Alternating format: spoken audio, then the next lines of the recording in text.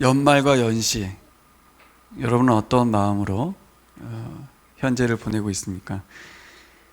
연말 연시에는 한 해에 대한 아쉬움이 있고 또 새해에 대한 기대가 있는 그런 기분이 교차하는 그런 시기인 것 같습니다.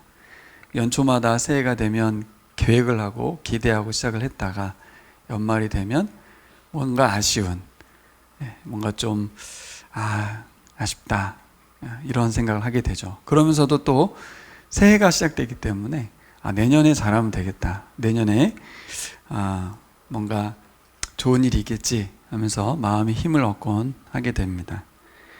그래서 저는 이렇게 절기라는 거, 그리고 연말, 연시, 월초 이런 것들이 있다는 게 감사한 것 같습니다.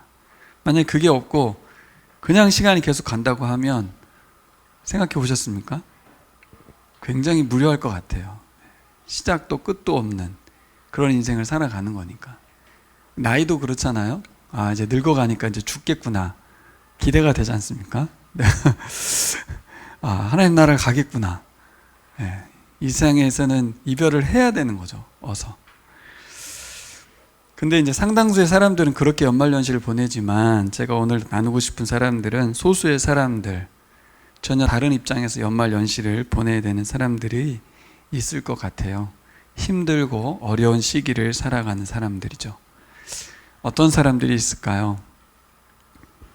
개인적으로 아는 사람은 많지는 않은데, 사회적으로 보면 이태원 참사도 그렇고, 최혜병 사건과 관련된 부모님, 그죠? 그리고 관련되었던 박대령님, 아직 해결되지 않는 이 부당한 상황들을 계속 살아가야 되는, 그래서 연초는 의미가 없는 거죠, 사실. 새로운 시작의 의미가 없어요. 계속해서 고통이 계속되고 있는, 억울함을 풀지 못한 채로 살아가는 사람들이 많습니다. 그런 사람들 힘들겠죠. 또 생사를 넘나드는 병원에서 고통받고 있는 환자들이 계시다면 연말과 연시가 어떤 사람들은 기대와 소망을 갖고 보신각종을 타종할 때 오히려 한편에서는 더 힘들고 어려운 시간을 보낼 수 있습니다. 근데 사람들마다 사람들 마음이 지옥 같다 그런 생각 하잖아요. 살아가는 현재의 삶이 지옥같이 느껴지는 사람들이 있거든요. 또 그것만이 아니라 이 현재의 지옥 같은 삶이 미래에도 계속될 것 같은, 끝나지 않을 것 같은 사람들은 삶의 이유가 막막해지죠. 내가 계속 살아야 되나? 그래서 새해라는 것이 이런 분들에게는 아무런 의미 없게 다가올 것 같아요. 이런 분들에게 소망이 있다면 뭘까? 아주 소박한 소망이 있을 것 같아요. 그것은 제가 보기에는 평안이고 안식인 것 같아요.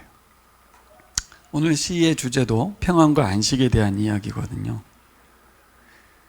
삶을 살아가다 보면 일상에 느끼는 평안과 안식이 얼마나 소중한 것인지 잘 모르다가 힘들고 어려운 순간, 막막한 순간, 긴 암흑의 터널을 지나가는 것 같은 상황에서는 절박하게 바라는 게 있다면 일상의 평안이에요.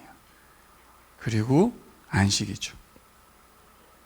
과연 이 사람들에게 잃어버린 일상의 안식과 평안이 찾아질 수 있을까? 어디에서 그것을 찾을 수 있을까? 이 세상에서 그것을 찾을 수는 있을까? 오늘 시인은 하나님에게서 찾으라고 그렇게 말하고 있습니다. 다른 데서 찾지 말고 하나님에게서. 그리고 우리에게도 주는 거예요. 하나님에게서 일상의 평안과 안식을 찾으라고. 어떻게 하나님에게서 찾을 수 있는지 오늘 시인을 통해서 한번 살펴보려고 합니다. 오늘 1절을 보시면 시인이 고백하는 것이 지난주 우리가 말라기 찾아본 거하고 딱 정반대 이야기입니다. 하나님이 뭐라고 했어요? 너희를 사랑한다 이렇게 고백하는 게 말라기에서 지난주 말씀 시작이었거든요. 오늘 시인의 고백은 뭐냐면 저는 하나님을 사랑합니다 라고 고백하면서 시작합니다. 그 이유는 여기 써 있죠. 하나님이 나의 음성과 간구를 들어주시기 때문이다. 근데 시인이 어떤 형편에 처해 있었는지 3절에 나오거든요. 3절. 3절에는 뭐라고 표현되어 있습니까? 이 세 가지 단어를 좀 제가 봤는데, 죽음의 올가미, 그렇죠? 죽음의 올가미가 나를 얽어매고 있습니다. 그리고 두 번째는 수올의 고통이 나를 엄습하였습니다. 수올은 지옥이라는 말이에요. 그리고 세 번째는 고난과 고통이 나를 덮쳐왔습니다. 이렇게. 내 마음이 지옥 같다, 이런 표현 하나만 쓸 수도 있지만 시인은 세 가지의 표현을 통해서 지금 상태가 어떤 상태인지, 그런데 그가 이런 상태에서 기도했을 때 하나님이 기도에 응답해 주시고 함께 해 주셨다는 것에 대한 감사를 고백하고 있는데, 6절에 나와 있죠. 6절, 주님은 순박한 사람을 지켜주신다. 내가 가련하게 되었을 때에 나를 구원하여 주셨다, 이렇게 말합니다. 구체적으로 이분이 어떤 상태에 있었는지는 잘 모르겠어요. 근데 이 표현만 보면, 죽음의 올가비, 수올의 고통, 고난과 고통이라는 것만 보면 아까 앞서 제가 말씀드린 것처럼 도저히 일어날 것 같지 않은 일상의 평안과 안식의 삶을 사는, 잃어버린 안식과 고통 속에서 끝없이 암흑의 터널을 지나는 것 같은 그런 삶인 것 같습니다. 생명이 끊어질 것 같은 압박, 위협, 고난, 고통에 처했던 것 같아요. 그래서 학자들은 이 시를 다윗의 시라고 보거든요. 다윗이 상당히 많은 살해 위협과 압박을 받았죠. 사실 이런 상황에선 이런 시를 짓는 것 자체가 좀 뭔가 이해가 안 되는 거죠, 사실은. 그냥 모든 걸 손에 놔버리고 아무것도 안 하게 되는데, 이분은 기도했어요. 이렇게 절박할 때 기도가 잘 안 나오거든요. 그런데 하나님께 매달렸어요. 어떻게 가능했을까? 그거는 자기에게 찾기는 어려운 것 같아요. 하나님께 무게감을 둘 때 기도가 되는 것 같아요. 하나님이 나를 사랑하신다. 하나님만은 나를 믿어주신다. 하나님 나의 아버지시다. 이게 커야만 기도가 되는 거죠. 근데 반대로 하나님 지금 뭐 하고 계신가? 물론 그때도 탄식은 일어나겠지만 기도가 잘 안 되죠, 사실. 그냥 하나님마저도 우리가 내려놓게 되고. 누구를 예를 들을 수 있을까 싶어서 제가 좀 죄송한 말씀이지만, 저는 제 인생에서 이런 상황에 처해 본 적이 없어서 아무리 돌아봐도 이런 상황을 제가 경험해 본 적은 없는데, 물론 사람의 마음 자체는 상대적으로 다 죽을 것 같고 고통스럽긴 하거든요. 우리 교우들 중에서도 그런 시간을 올해도 보낸 분들이 계실 거고, 또 앞으로 어떻게 살아가야 되나 막막한 상태에서 답답했을 수도 있고. 근데 제가 아는 집사님 한 분, 벌써 2년째 병상에서도 계시거든요. 근데 정말 죽는 게 더 낫겠다라는 고통을 호소하는 분이세요. 너무 아프니까. 뇌가 아픈 거라서. 온몸 전신이 막 아픈 거니까. 그래서 하나님 도대체 저한테 왜 이러세요? 라는 기도도 했다고 그러시더라고요. 근데 최근에 들은 소식은 더 안타까워요. 주치의가 의료 사태로 인해서 그만뒀대요. 그래서 치료를 받지 못하고 약만 먹고 있다는 거예요.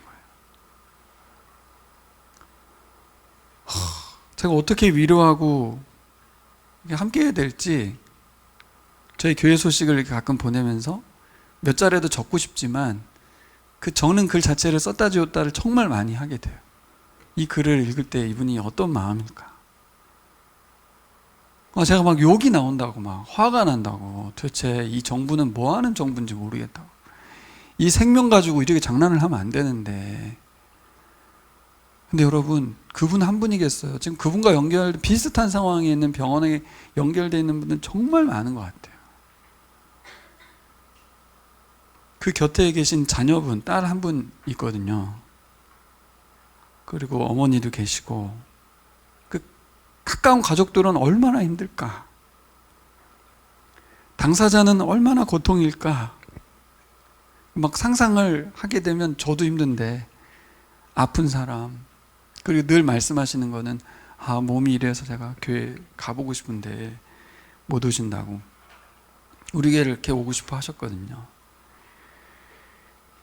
이 시인이 말하는 이 절규가 집사님의 기도로 저에게도 다가오더라고요. 집사님, 우리 교회 예배를 온라인으로도 가끔씩 함께 하시면서 하나님 의지하고 계시다고 이렇게 말씀해 주고 계세요. 들을 때마다 참 부끄럽기도 하고, 또 우리 예배가 집사님에게 힘이 된다고 하니까 감사하기도 하고. 아직 기도가 응답된 건 아니잖아요, 그렇죠? 고통이 여전해요. 근데 이분이 의지하고 있는 건 뭐냐면 하나님이 계시다는 거예요. 그래서 그분께 기도할 수 있고, 아픔과 고통을 호소할 수 있고, 구원을 요청할 수 있다는 거죠. 그래서 믿음의 삶을 살아가고 계시는 집사님을 응원하게 됩니다. 전혀 호전될 기미도 없고, 치료도 끊어졌고, 약만 먹고 있고, 남들처럼 일상적으로 가서 예배하고 싶은데 그렇게 할 수 없는, 연말과 연시라서 힘을 내는 것과는 다르게 어떻게 이 집사님은 이 같은 상황에서도 힘을 낼 수 있을까? 고난과 아픔이 가중되는 형편이 펼쳐지고 있음에도 믿음으로 살아갈 수 있을까? 오늘 시편 기자의 고백이 우리에게 힘을 어떻게 얻을 수 있는지 알려줍니다. 이분이 만난 하나님, 그리고 이분께서 고백하는 하나님이 내 하나님, 우리 하나님임을 믿습니다. 우리 인생 중에 피할 수 없는 암흑의 터널 같은 상황들 가운데서 오늘 시를 쓰신 시인처럼, 그리고 제가 말씀드렸던 집사님처럼 하나님을 신뢰하면서 믿음으로 승리하기를 소망합니다. 오늘 5절 말씀 한번 보실까요? 5절 같이 읽겠습니다. 주님은 은혜로우시고 의로우시며 우리 하나님은 긍휼이 많으신 분이시다. 구약 성경에 참 많이 등장하는 하나님에 대한 고백입니다. 아십니까? 여러분, 이거 반복해서 나와요. 하나님에 대한 소개를 할 때. 아마 시인도 성경 속에서 토라를 늘 읽고 외우는 분들이니까 이 하나님에 대해서 계속 토라를 통해서, 글을 통해서 접했을지 모르겠습니다. 근데 이 하나님을 오늘 시인은 삶 가운데서 체험하고 나서 고백을 합니다. 좀 다르죠. 우리가 배워서 알고 있고 성경 읽어서 알고 있는 그 하나님이 아니고, 정말로 하나님은 은혜로우시고 긍휼이 많으시고 의로우신 하나님입니다 라고 자신의 생을 통과해서 고백하고 있습니다. 6절을 보시면 하나님은 순박한 사람을 지켜주신다. 내가 가련하게 되었을 때에 나를 구원하여 주셨다. 하나님은 진정으로 은혜와 긍휼이 풍성하시고 의로우시다. 그렇죠? 그런 것 같아요. 우리가 약하고 힘들고 어려울 때 하나님이 커져요. 엄청 커져요. 근데 우리가 잘 나가고 돈이 좀 있게 되고 즐거움이 있고 행복이 있으면 하나님이 작아져요. 내가 작게 만들고 싶어서 그런 게 아니고, 참 역설인데, 연말과 연시에서 우리가 바라는 건 여전히 우리에게는 평안과 안식이잖아요. 그런데 환경과 상황이 바뀌는 안식 말고, 우리가 이 땅을 사는 데 있어서 우리가 바라고 이루어지는 것들이 이루어져서 생기는 안식 평안 말고, 하나님이 함께 하시고 우리가 하나님께 나아갈 수 있고 하나님을 잊지 않을 수 있는 것, 그것을 통해서 주시는 이 하나님에 대한 이해, 하나님에 대한 암, 하나님은 진정으로 은혜와 긍휼이 풍성하시고 의로우시다고 고백하는, 이런 하나님을 만나고 알게 되고 체험하게 되고 나서 고백하는 우리가 되기를 소망합니다. 우리 인생 중에도 우리 집사님하고 비슷한 상황 우리는 일어나지 않기를 바라죠. 그러나 또 다른 측면에서 나타나잖아요. 그죠? 각자의 상황 속에서. 이 시가 우리에게 주는 거예요. 그때 우리는 어떻게 할 것인가? 어떻게 그때 우리는 안식하고 평안할 수 있는가? 하나님 앞에 나아가야 될 줄 믿습니다. 두 이야기를 하게 되는데 우리가 저는 이 고백을 함께 배워서 고백하면 좋겠습니다. 7절을 한번 볼까요? 7절을 같이 읽겠습니다. 내 영혼아 주님이 너를 너그럽게 대해주셨으니 너는 마음을 편히 가져라. 제가 오늘 시편에서 배우고자 하는 딱 두 가지가 있는데, 이 시인은 하나님 앞에 나아가는 걸 어떻게 두 가지를 했냐면, 첫 번째는 자기 스스로에게 명령을 했습니다. 평안해라, 안식해라. 내 영혼아, 그리고 자기 자신의 내면에게 주님이 너를 너그럽게 대해주셨으니 너는 마음을 편히 가져라 라고 자신에게 말합니다. 고통의 상황과 절망의 형편 속에서 마음이 분요해지고 몸은 고통 때문에 힘들고 견디기 어려운 상황에도 우리의 내면의 마음과 생각에 우리는 명령할 수 있다는 거예요.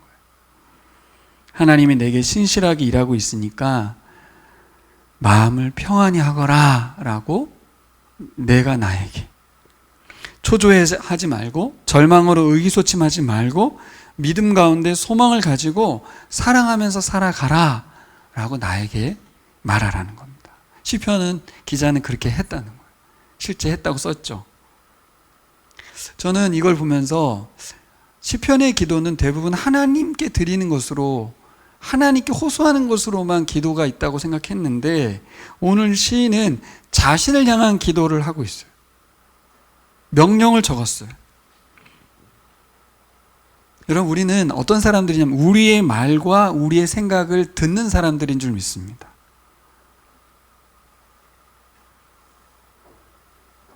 우리의 말과 생각, 명령에 우리는 반응하는 사람들입니다. 그리고 순응하는 사람들이에요. 그래서 나에게, 나의 내면에게 명령하라는 거죠. 내 영혼아, 주님이 너를 너그럽게 대해주셨으니 너는 마음을 편히 가져라. 두 번째는 하나님께 약속할 수 있습니다. 약속, 하나님께 약속. 여러분, 우리의 의지대로 우리는 생각하고 행동하잖아요. 그래서 어떤 상대방이 있다면 우리의 의지대로 그를 어떻게 대할지 우리가 결정하고 살아갑니다. 예를 들어서 마음에 들지 않는 사람이 있으면 내 마음대로, 내 하고 싶은 대로 그 사람들 관계 확 끊어버리죠. 내 의지예요. 내가 하고 싶은 대로.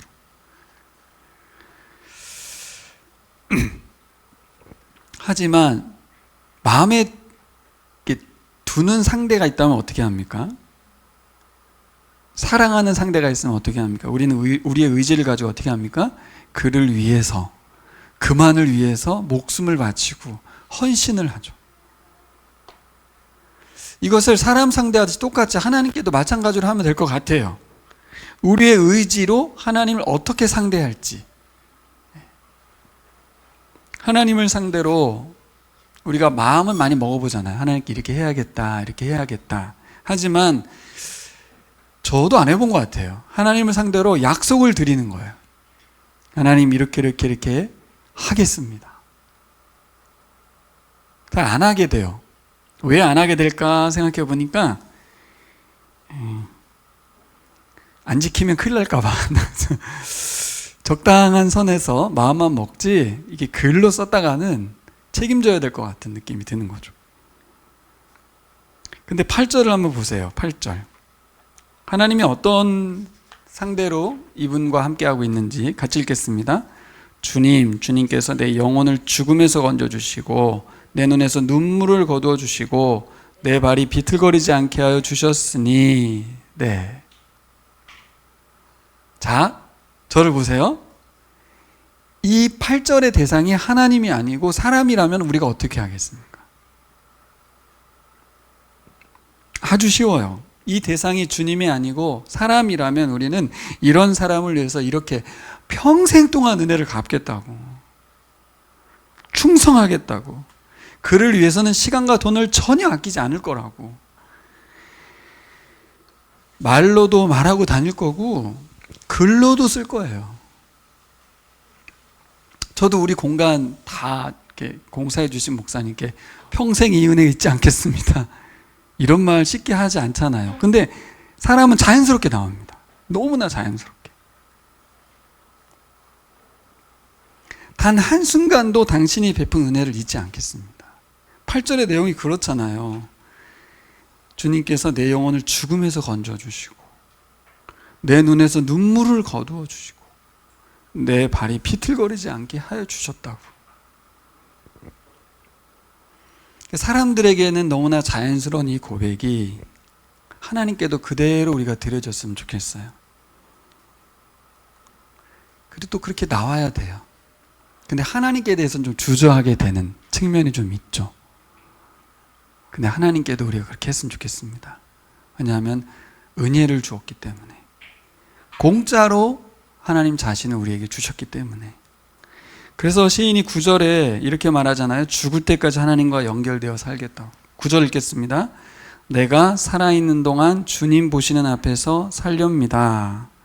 개역성경에는 내가 생명이 있는 땅에서 여호와 앞에 행하리로다, 이렇게 말합니다.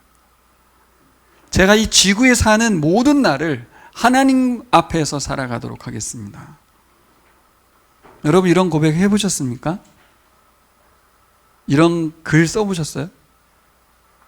전 20살 때 했던 것 같아요. 주님, 저의 생애를 다음 세대에게 복음을 전하며 살고 싶습니다. 그리고 그들의 인생 비전을 주님께 두게 하고 살아가도록 참된 비전을 꿈꾸는 사람들을 세우도록 하겠습니다. 이렇게 제가 하나님께 약속했던 것 같아요. 근데 그 약속이 30년 지나도 계속해서 이루어졌고, 오늘 아침에 이렇게 생각해 보니까 그러게, 보라 캠프를 하는데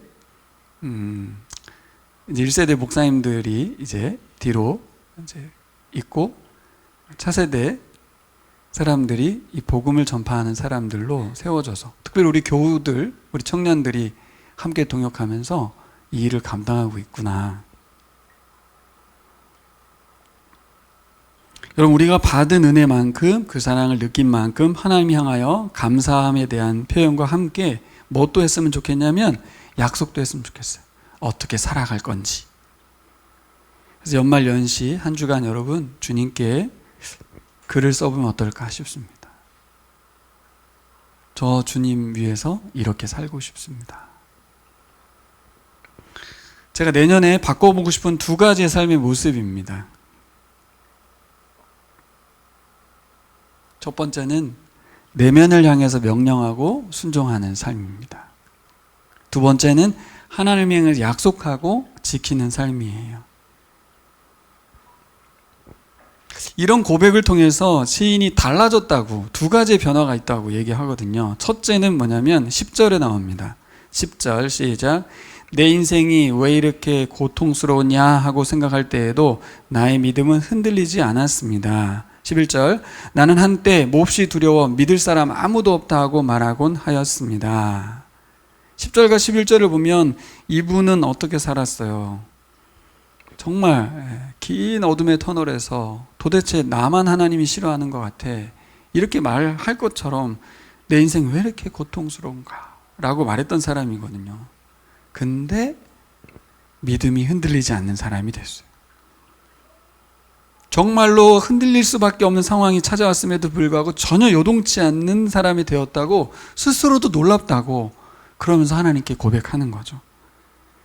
그리고 11절에 구체적으로 나왔잖아요. 몹시 두려워요. 사람들이 두려워. 만나기 너무 힘들어. 왜요? 믿을 사람이 없어. 정을 주고 사랑 주고 관계했지만 항상 보면 사람들은 나를 실망시켰는데 내가 문제인가? 아, 그렇구나. 그래서 계속해서 위축되어 있었거든요. 근데 뭐예요? 사람들에 대한 경계심과 불신이 가득했던 사람인데 바뀌었어요. 어떻게 바뀝니까? 하나님을 믿기 때문에 사람들에 대한 두려움과 불신이 사라졌어요. 사람들에 대한 불신이 생길 때는 정말 누구도 못 믿겠다고 말했던 사람이었는데 하나님께 대한 믿음이 생기고 나니까 이렇게 되는 거죠. 배반당할지라도 사람을 믿어주는 거예요. 왜요? 그는 나를 버릴지라도 하나님은 나를 믿어주실 것이기 때문이다.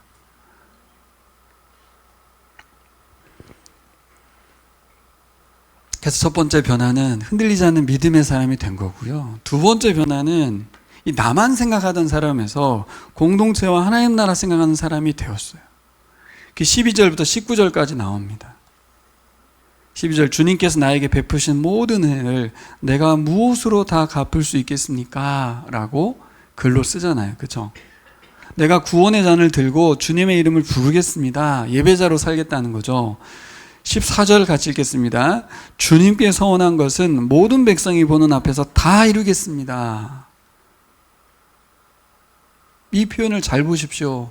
우리는요, 개인주의 시대라서도 그렇지만 내가 할 수 있는 만큼만 하려고 하지 이렇게까지 공적으로 하려고 하지 않습니다. 모든 사람 다 보는 앞에서 하겠다는 거예요. 하나님께 대한 감사를 개인에서 공동체와 하나님 나라로 확장시키고 있죠. 주님께 서원한 걸 모든 백성 보는 앞에서 다 이루겠다. 개인적으로 이럴 수 있잖아. 어느 정도 하나님께 받은 은혜를 빚 갚듯이 은혜 갚고서 좀 지나고 나면 난 나 인생 살겠다. 난 이만큼만 하면 된다라는 생각을 할 수도 있는데 이분이 바뀐 거예요. 나의 남은 생애를 나의 안식과 평안이 아니라 이 세상에 있는 사람들의 안식과 평안을 찾는 사람로 하나님 나라를 확장해가는 삶으로 하나님께 갚고 싶다. 모든 사람 보는 앞에서 하나님께 대한 약속을 지키겠다. 이렇게 말했습니다. 우리도 동일한 고백이 아주 자연스럽게 흘러나오는 사람 되기를 소망합니다. 당장 안 되더라도 시인처럼 살아가다 보면 어느 날 된다는 거잖아요. 그렇죠? 본인도 됐다는 거 아니에요. 자기는 정말 이 고통 속에서 헤어나올 수 없을 것 같아서 힘들었던 사람인데 어느 날 보니까 믿음이 흔들리지 않는 예배자가 돼 있고 또 자기만 알고 있고 자기 인생만 책임지면 살면 된다고 생각했는데 이제는 모든 사람 앞에서 내가 하나님의 영광을 드러낸 사람 되고 싶다고 그렇게 말합니다. 근데 여기 19절 마지막 절에 뭐라고 나옵니까? 읽었으니까 계속 더 읽어볼까요? 15절, 성도들의 죽음조차도 주님께서는 소중히 여기신다. 주님, 진실로 나는 주님의 종입니다. 나는 주님의 종, 주님의 여종의 아들입니다. 주님께서 나의 결박을 풀어주셨습니다. 이제 자기 정체성을 뭘로 고백해요? 주님의 종이라고. 같이 읽어볼까? 여기 파란 글씨 시작. 주님, 진실로 나는 주님의 종입니다. 나는 주님의 종, 주님의 여종의 아들입니다. 주님께서 나의 결박을 풀어주셨습니다. 여러분, 이 시인은 이렇게 말합니다. 나는 개인이 아닙니다. 나는 공적인 사람입니다. 하나님이 부르신 하나님의 종입니다. 하나님이 세우셨습니다. 그러므로 모든 백성이 보는 앞에 소원을 다 이루겠습니다. 이렇게 말을 하더라고요. 사실 공적으로는 저는 공식화된 공적인 존재이긴 하죠. 그래도 개인적으로 살아가는 습관이 있는 사람이잖아요. 쉽진 않은데 여러분들은 더 그럴 거예요. 개인으로 존재하게 되지 공적 존재라는 생각을 잘 안 하게 되거든요. 저도 공적 위치에 있으면서도 그게 어려우니 얼마나 어렵겠어요. 사역자와 평신도라는 단어를 통해서 구분되는 것 같은 상황인데 이게 꼭 다윗이 아니라 하더라도 저는 이런 믿음의 사람이라면 이 기도가 우리의 삶을 변화시킨 증거라고 생각해요. 이게 꼭 목회자의 고백이 아닌 거잖아요. 주님, 진실로 저는 주님의 종입니다. 저는 주님의 종, 주님의 여종의 아들입니다. 주님께서 저의 결박을 풀어주셨습니다. 그러니까 여러분, 하여튼 이렇게 사는 것은 전 복인 것 같아요. 네, 노력해서 되는 것도 아닌 것 같고. 자신이 하나님 앞에 자신이 하나님의 종이라고 생각하며 살아가는 삶을 살아가시면 좋겠습니다. 이 고백이 아주 자연스럽게 흘러났으면 좋겠습니다. 그래서 홀로 독보적인 존재로 살아가는 것이 아니고 19절 같이 읽겠습니다. 예루살렘아 내 한가운데서 주님의 성전 뜰 안에서 주님께 선한 것들을 모두 이루겠다. 할렐루야. 그래서 이 시인의 고백은 전 이렇게 해석됐어요. 하나님을 향한 약속 있죠. 고백, 서원, 이것을 이뤄내요. 그러면 우리가 굉장히 의로워지거든요. 저 하나님께 약속한 거 다 이뤘습니다. 근데 결단코 나는 나의 의로움으로 만들고 싶지 않다. 이 고백으로 들려요. 끝까지 나는 공동체와 함께 할 것이고 하나님 주신 은혜로 감당할 거라고 고백하는 것 같아요. 성전 뜰 안에 있겠다. 그렇죠? 예루살렘아 네 한가운데서 주님의 성전 뜰 안에서 할 것이다. 같이 할 것이다. 그리고 하나님이 일하심을 너희들 모두와 함께 예배할 것이다 라고 말하는 것 같아요. 시인이 변한 거죠. 성숙해졌어요. 변화와 성숙의 모습은 뭘로 나타납니까? 개인주의를 넘어서 공동체와 하나님 나라를 향하는 것으로 드러나요. 노력으로 되지 않죠. 어느 날 보니까 많이 컸네, 말이 바뀌었네, 삶이 바뀌었네, 돈 쓰는 게 바뀌었네, 시간 쓰는 게 바뀌었네, 사람을 대하는 게 바뀌었네, 이게 보이는 거거든요. 하나님이 우리 안에 계시면서 그렇게 우리를 예수님처럼 만들어 가시는 줄 믿습니다. 이런 소망을 가지고 기도도 하되 또 여기까지 성장시키신 하나님께 우리가 감사했으면 좋겠어요. 그래, 너 잘했다. 하나님께서 너를 여기까지 키워오는데 순종 잘하고 잘 성장했어. 그리고 자신에게 상도 좀 주시고 밥 사주세요 자신한테. 어떤 사람은 꽃다발도 선물하라고 하잖아요. 그죠? 잘했어. 그러면서 또 하나님께 약속을 계속 하는 거죠. 주님, 제가 이 지구에 사는 동안 평생 동안 하나님 앞에서 행하겠습니다 라고 했던 이 시인의 고백을 우리가 같이 했으면 좋겠습니다. 이 하나님을 향한 신실한 삶을 2025년도에 살고 싶습니다.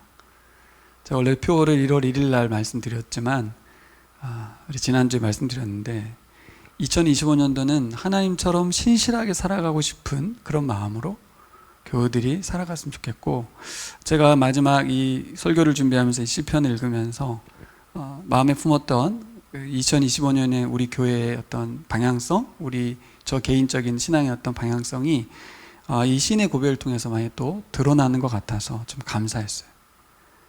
제가 일부러 기도하진 않는데 연말쯤 묵상할 때 보면 새해에 어떤 삶을 살아야 될지에 대한 하나님의 은혜를 주실 때 이제 표어로 정했거든요. 계속해서.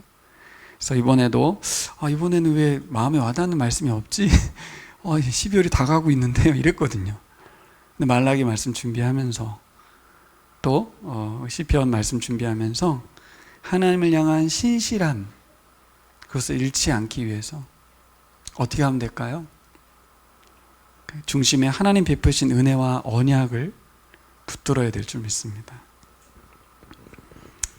자, 정리해보면 저는 2025년도에 내면을 향해서 자주 말하려고 합니다. 글로 명령해 보려고 해요. 제가 그동안은 감사의 글은 적어왔는데 약속의 글은 적지 않았거든요. 다짐의 글이나 결단의 글조차 적지 않았어요. 왜냐하면 너무 내 의지를 표현하는 것 같아서, 그리고 아까 말씀드린 대로 책임져야 되니까 부담돼서. 그렇지만 정말 은혜에 감사하다면 너무 자연스러운 말 아닌가? 평생 은혜 잊지 않겠다는 말 해야 되는 거 아닌가? 하나님께 너무 우리가 이렇게 말을 아끼는 것 같아요. 물론 남발해서도 안 되겠지만 진실된 글과 고백을 통해서 약속드리려고 합니다. 여러분, 어느 날 흔들려야 하는 상황에서도 굳건한 믿음으로 살아가고 있는 저를 보게 될 줄 믿습니다. 어느 날 나를 넘어서, 나 개인을 넘어서 공동체와 하나님 나라를 위해 살아가고 있는 저를 보게 될 줄 믿습니다. 여러분도 함께 시인처럼 살아가 보시면 어떨까? 저와 함께 살아가실 분을 환영합니다. 그러면 우리는 시인처럼 하나님 사랑해요. 왜냐하면 하나님 저 기도 들으셨기 때문에요. 너무 사랑합니다. 이렇게 시를 시작할 수 있는, 저를 이렇게도 사랑하시니 제가 이 땅에 사는 남은 평생을 주님 앞에서 살아가겠습니다. 라고 시인의 고백을 동일하게 고백하는 우리가 될 줄 믿습니다.